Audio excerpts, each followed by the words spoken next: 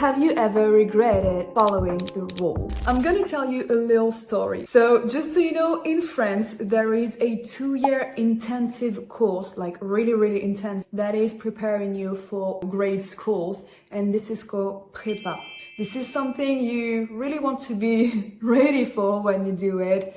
But when you are in it, this is again really intensive. Like they quit so easily year 1 or even the first month of the prépa. This is usual. This is normal because again, this is intensive. Teachers can scream on people like super directly. It's really frontal, I don't know. But you learn a lot and it really prepares you in terms of organization, in terms of culture, in terms of so many things. It gets you ready for your future studies, especially if they are going to be really advanced. And in my case, I went to a really basic classe préparatoire in the south of France. It was really a place where just a few people get amazing grades, you know, in the national contests.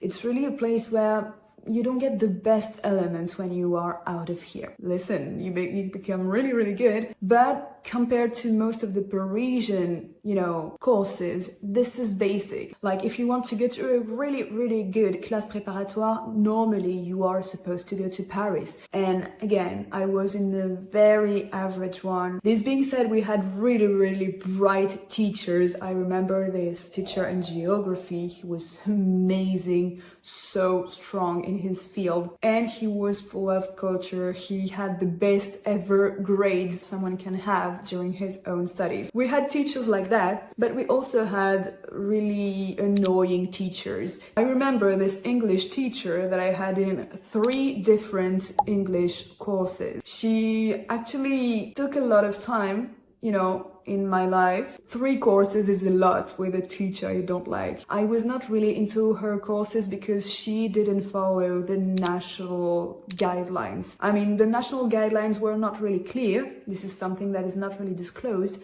But still, you know that if you only teach your students one topic for a year, they will probably fail. So I quickly realized that something was off in her program because she only talked about really creepy texts, really disgusting texts. I think she really had a passion for gloomy things, for Halloween things. And it was so not my thing that I immediately realized that something was not normal and I was about to fail my studies But you have to know something, and this is that in prépa, students follow their teachers like gods. They really listen to them like that. They're like, tell me more about symmetries. This is the 6th month we've been talking about it, but I still want to know how to talk about it in the future, past and present. All of the variations there could be in this language. I was like, okay, this teacher is gonna hate me more and more, and it was the case. She was calling me by, you know,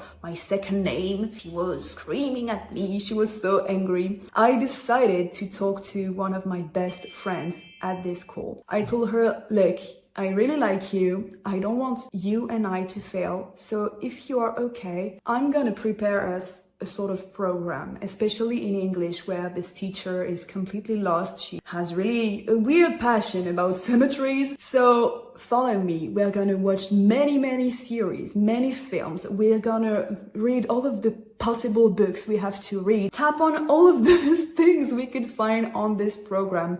But I want us to be ready for the final exam. And she was like, I really feel like you are right. And when I see all of these students who are blindly following her guidelines, I think that we can do better. Wow, I motivated one person from this school. Okay, it was a friend, but again, you are programmed to follow their rules really blindly again. And I was like, I did it. We're gonna pass in a great way, believe me. So I prepared the program. We worked together. We actually spent nights, you know, studying on our topics. Sometimes I was leaving my, you know, my small room and I was following her at her place in, you know, her beautiful garden and so on with her dog. And we were like, okay, now we are looking at the course on travel, on law. We were studying everything. It was so great. And then the exams arrived. It was the moment. We were so excited because everyone was,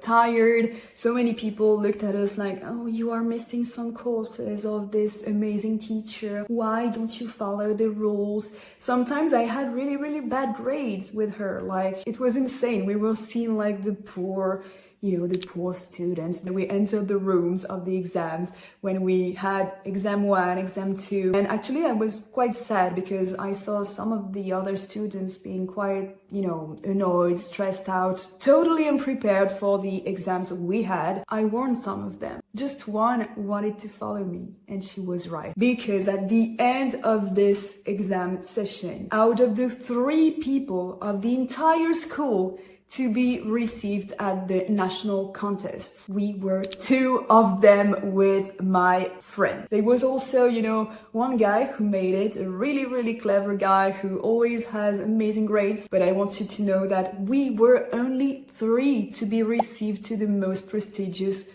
contest in France for our studies. It was so sick, and the other students obviously didn't crash their entire studies. They could redo the year, or they could go to other studies later on. They could, adapt to their future. But if I made this little video, it's for you to know that following the rules is not always the answer. Most of the time it is, especially when you see that someone really skilled is giving you advices, is teaching you stuff. Yes, follow his or her guidelines. Keep your criticism alive. Keep your logical senses alive. You have to believe in yourself. And I'm not saying that like a basic quote.